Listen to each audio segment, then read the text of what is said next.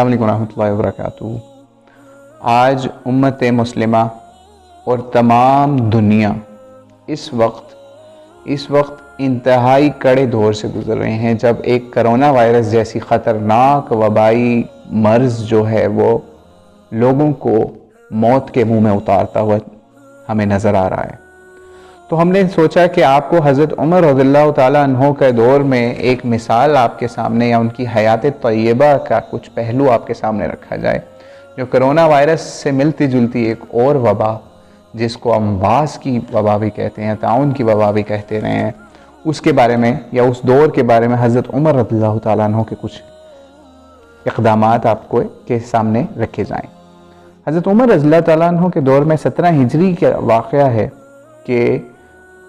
شام کے قریب والے علاقوں میں ایک بہت خطرناک وبا پھیلی جس سے لوگ بیمار پڑتے اور اس کے بعد ان کی موت واقع ہو جاتی۔ ہوا یہ کہ حضرت عمر رضی اللہ تعالیٰ عنہ نے ان دنوں میں کچھ مہمیں یعنی کچھ جہادی لشکر بھی ان علاقوں کے اندر روانہ کیے ہوئے تھے، جن کی قیادت سیدنا معاذ بن جبل اور سیدنا ابو عبیدہ بن جراح جیسے عظیم المرتبت صحابہ کر رہے تھے۔ ہوا کچھ یوں کہ حضرت عمر رضی اللہ تعالیٰ عنہ کو مدینہ چھوڑ کے ان علاقوں کا دورہ کرنے جانا پڑا۔ ابھی ان علاقوں کے قریب ہی پہنچے تھے، ابھی ان علاقوں میں داخل نہیں ہوئے تھے کہ پیچھے ایک جگہ پہ پڑاؤ ڈالا اور اطلاع ملی حضرت عمر رضی اللہ عنہ کو کہ وہاں پہ ہزاروں کے حساب سے لوگوں کی اموات ہو رہی ہیں ایک وبا کی وجہ سے۔ وہاں پر ہی سیدنا ابو عبیدہ بن جراح کو حضرت عمر رضی اللہ عنہ نے بلایا اور دیگر صحابہ کو بھی۔ ان سے مشورہ ہوا وہاں پر کہ کیا کرنا چاہیے۔ تو اس وقت اور ایک اور نقطہ یہاں پہ آپ کو بیان کر دیا جائے، جب حضرت ابو عمر رضی اللہ تعالیٰ عنہ مدینہ چھوڑ کے ان علاقوں کی طرف سفر کر رہے تھے تو سیدنا علی المرتضیٰ رضی اللہ تعالیٰ عنہ کو اپنا وہاں پر قائم مقام بنا کر آئے۔ ٹھیک ہے، اس سے ان لوگوں کی بھی نفی ہو جاتی ہے جو لوگ حضرت عمر کے کردار پر یا وہ دیگر صحابہ کے کردار پر بات کرتے ہیں کہ ان کے ادوار کے اندر حضرت علی کو کسی نے کوئی حیثیت نہیں دی۔ تو میرے بھائی، یہ حیثیت تھی حضرت علی کی حضرت عمر کے دور میں کہ ان کو اپنا قائم مقام بنا کر موت کی طرف سفر کیا جا رہا ہے حضرت عمر رضی اللہ تعالیٰ عنہ کی طرف سے۔ تو وہاں پر ابو عبیدہ بن جراح کی بھی تشریف لے کے آئے۔ ابو عبیدہ بن جراح وہ صحابی ہیں جو عشرہ مبشرہ میں شمار کیے گئے، جن کو نبی علیہ الصلوۃ والسلام نے اپنی زندگی میں جنت کی بشارت دی۔ ٹھیک ہے، حضرت عمر نے ان کو واپس جانے کا کہا کہ آپ بھی مدینہ واپس آ جائیں، لیکن ابو عبیدہ بن جراح تقدیر کے مسئلے میں بہت سخت تھے۔ انہوں نے ایسے الفاظ حضرت عمر کے سامنے ارشاد فرمائے، کہا افرارا من قدر اللہ، یعنی عمر تقدیر الہی سے بھاگتے ہو؟ حضرت عمر بہت حکمت والے شخص تھے، انہوں نے کہا نعم افر من قضاء اللہ الى قضاء اللہ، یعنی ہاں معاذ، ہاں ابو عبیدہ، میں تقدیر الہی سے بھاگتا ہوں، لیکن بھاگتا بھی تقدیر الہی کی طرف ہوں۔ اس کے بعد آپ واپس چلے گئے اور حضرت ابو عبیدہ بن جراح کو بھی لکھا اور انہیں فرمایا کہ تم بھی مدینہ آ جاؤ، لیکن ابو عبیدہ اس کے لیے راضی نہ ہوئے۔ پھر ابو عبیدہ بن جراح کو حضرت عمر نے فرمایا کہ تم جن علاقوں میں ہو ان کو چھوڑ کر پہاڑی علاقوں میں چلے جاؤ تاکہ یہ وبا ٹل جائے اور تم موت سے بچ جاؤ۔ حضرت ابو عبیدہ رضی اللہ تعالیٰ عنہ نے ایسا ہی کیا، پہاڑی علاقوں میں گئے، لیکن موت تو موت ہے، وبا تو وبا ہے،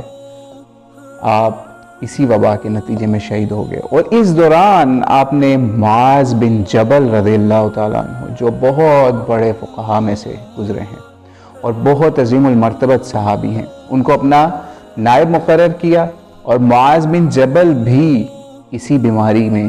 شہید ہو گئے۔ یہ دو بڑے صحابی شہید ہوئے اور اسی دوران حضرت عمر رضی اللہ تعالیٰ عنہ کو ہنگامی طور پر حضرت معاویہ کے بھائی یزید بن ابی سفیان رضی اللہ تعالیٰ عنہ کو، حضرت معاویہ کا ایک بھائی تھا جو کہ پہلے ان سے اسلام قبول کر چکا تھا، اس کو دمشق یا شام والی سائڈ کا ان کو حاکم بنانا پڑ گیا، لیکن اللہ کو کچھ اور منظور تھا، وہ بھی اسی وبا کے نتیجے میں شہید ہو گئے۔ پھر اس کے بعد حضرت انہی ایام کے دوران حضرت معاویہ کو انہوں نے اپنا جانشین یا اپنا نائب مقرر کیا. یہی وجہ تھی جس کی وجہ سے معاویہ رضی اللہ تعالیٰ عنہ ملک شام کے اندر یا دمشق کے اندر حاکم بن گئے، اور بعد میں بھی یہ حاکمیت چلتی رہی. اور یہاں پہ ایک اور نقطہ بھی آپ کو بتا دیا جائے کہ حضرت عمر رضی اللہ تعالیٰ عنہ نے اوائل خلافت کے دوران ایسے لوگوں کو جنہوں نے فتح مکہ کے موقع کے اوپر اسلام قبول کیا، ان کو بغیر کسی ہنگامی حالات کے کسی بڑے منصب کے اوپر یا کسی گورنری کے اوپر یا امارت کے اوپر مقرر نہیں کیا. یہ صرف ایک وبا کا مسئلہ تھا جس کی وجہ سے یہ حضرت معاویہ رضی اللہ تعالیٰ عنہ اوپر آ گئے، یعنی حکومت کے اوپر. ٹھیک ہے، تو حضرت عمر رضی اللہ تعالیٰ عنہ نے انہی علاقوں کا دوبارہ دورہ کیا. اتنی شہادتوں کے بعد ان علاقوں کے قریب گئے، وہاں پہ فوجیوں کے لیے ہزاروں لاکھوں درہم کا انتظام کیا، اور وہاں پر لوگوں کے لیے کھانے پینے کے انبار لگا دیے. اور اسی زمانے میں اسی وبا کے ساتھ ہی عرب کے اوپر ایک بہت بڑے قحط کا سامنا کرنا پڑا مسلمانوں کو بھی، اور دیگر جو اقوام ان کے قریب رہ رہی تھیں ان کو بھی. لیکن حضرت عمر رضی اللہ تعالیٰ عنہ کی نہایت ہی حکمت بری حکومت میں اس وقت اناج کی کمی کو ختم کیا گیا. اس وقت وبا کے اوپر قابو کرنے کے لیے جو طبیب تھے ان کے ذریعے سے بھی اور دیگر احتیاطی تدابیر کے ذریعے سے بھی، جیسا کہ پہلے بیان کیا کہ ان علاقوں کے اندر حضرت عمر رضی اللہ تعالیٰ عنہ جانے کا اپنا پلان بھی ترک کیا، جس کے اوپر ان کو صحابہ نے کچھ باتیں بھی سنائی. بہرحال حضرت عمر رضی اللہ تعالیٰ عنہ نے اس موقع کو، اس وبا کے موقع کو بہت حکمت کے طریقے سے حل بھی کیا، اور اسی دوران فتح اور لشکر کشیوں کا جو سلسلہ تھا وہ بھی جاری رکھا، لیکن اس میں کچھ تعطل آیا. بہرحال اللہ سے دعا ہے کہ ہمیں اس موقع کے اوپر جب پوری امت مسلمہ ایک نہایت ہی غم کے عالم میں ہے، پوری دنیا کے انسان نہایت غم کے عالم میں ہیں، یا رب تعالی ہمیں حضرت عمر رضی اللہ تعالیٰ عنہ جیسا حاکم نصیب کر، ایسا حکمران نصیب کر جو کہ ہمیں دوبارہ سے مسلمانوں کو ایک ایسی جگہ پہ لے کے آئے جہاں پہ مسلمان پھر سے سپر پاور بن سکیں. اور ہاں، ایک اور چیز یہاں پہ حضرت عمر رضی اللہ تعالیٰ عنہ کی جو کہ ہم بات کر رہے ہیں، صحابہ کا بیان چل رہا ہے،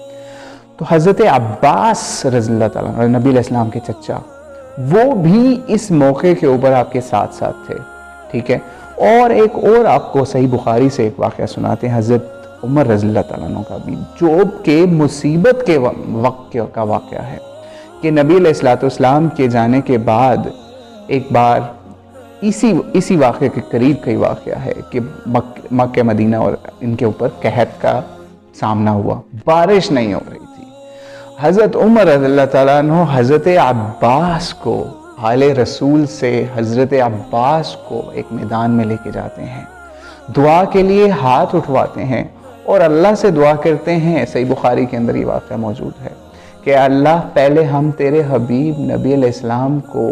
لے کے آتے تھے اور وہ دعا کرتے تھے اور ہمیں تو اس مشکل سے نجات دیتا تھا، بارش ہوتی تھی، ہمارے مسئلے حل ہو جاتے تھے. آج وہ نہیں ہیں، ان کے قرابت دار عباس کو لائے ہیں تو ہمیں بارش نازل فرما. تو صحیح بخاری کے اندر آپ جب پڑھیں گے تو پتہ چلتا ہے کہ اللہ تعالیٰ نے بارش دی. یہ تھے صحابہ، یہ تھے اہل بیت، یہ تھے نبی علیہ السلام کے گھر والے صحابہ، تربیت یافتہ لوگ جو وبا کے موقع کے اوپر، آفت کے موقع کے اوپر اس طریقے سے عمل کرتے تھے. ہماری طرح سے یہ نہیں کرتے کہ اپنی چھتوں پہ چڑھ کے اپنی مرضی سے 10 دفعہ اذانیں دینے کا عمل ایجاد کر لیں. نہیں میرے بھائی، ہاتھ اٹھائیں دعا کے لیے، اللہ کے آگے جھک جائیں، اللہ کے آگے گر جائیں، اللہ کے آگے واسطے دیں ان ہستیوں کے کہ جو کہ امت کی برگزیدہ ہستیاں تھیں، جیسا کہ حضرت عمر رضی اللہ تعالیٰ عنہ نے کیا. بہرحال آج اللہ سے دعا کرتے ہیں کہ اللہ تعالیٰ ہمیں اس بڑی آفت سے نجات عطا فرمائے اور ہمیں صحابہ کے اور نبی علیہ السلام کے نقش قدم پہ چلنے والا بنائے تاکہ ہم اس آفت سے نجات حاصل کر سکیں.